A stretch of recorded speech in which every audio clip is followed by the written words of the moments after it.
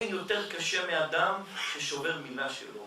מי שפרה בדור המבול או בדור ההפלגה, הוא יפרע ממי שאינו עומד בדיבורו. יש אנשים שסובלים שנים, צער, כאב, לשון הרע, רכילות, דברים קשים, ונשארים נאמנים למילה שלהם. אם אדם שובר את המילה שלו ואין מילה, אדם הזה לא שווה כלום. הוא מאבד את הכל.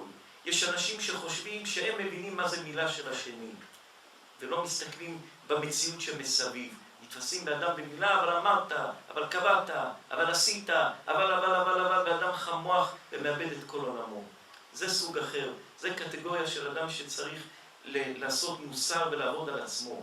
אבל מבחינת אדם שיודע שהוא שלם עם המילה שלו, והולך עם המילה שלו, ונאמן עם המילה שלו, ואת הבעיות שלך תשמור אותם לעצמך, ואל תוציא תסכולים על אדם אחר. יש הרבה אנשים, ששתי אנשים מדברים, אדם אומר לשני, אני אעשה 1, 2, 3, פתאום בא אילוצים, דברים, המילה נשארת במקום. אתה מתוסכל ואתה מבולבל ואתה מנבל את הפה, אז זה מראה שהיה טוב מאוד שניבלת את הפה וככה נשאר. וזה יסוד גדול בחיים. הרבה פעמים בחיים ראינו אנשים, דיברו איתם, קבעו איתם דברים, אין בעיה. יש מציאות של עולם, אותם אנשים לא מבינים, מתפרצים, ואז זה היה הטוב ביותר, זה שהתפרצת, הבנו מה היה, וזה נתן את התשובה של הדברים בדיוק מה ולמה וכמה. הרבה פעמים אדם נותן את התשובה לשני בהתנהגות המעשים שלו.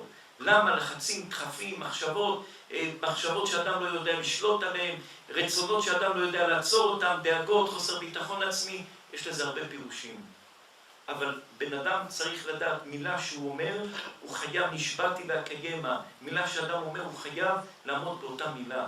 ומי שעומד במילה שלו, זה דבר שהוא חשוב וגדול, ויש לו כוח ומשקל גבוה וגדול ביותר. ומי שפרה מדור המבול ובדור ההפלגה, הוא יפרע ממי שאינו עומד בדיבורו. אדם שקבע איתך מילה ולא עומד בה, הקדוש ברוך הוא יפרע ממי שדיבר ולא עמד בדיבור.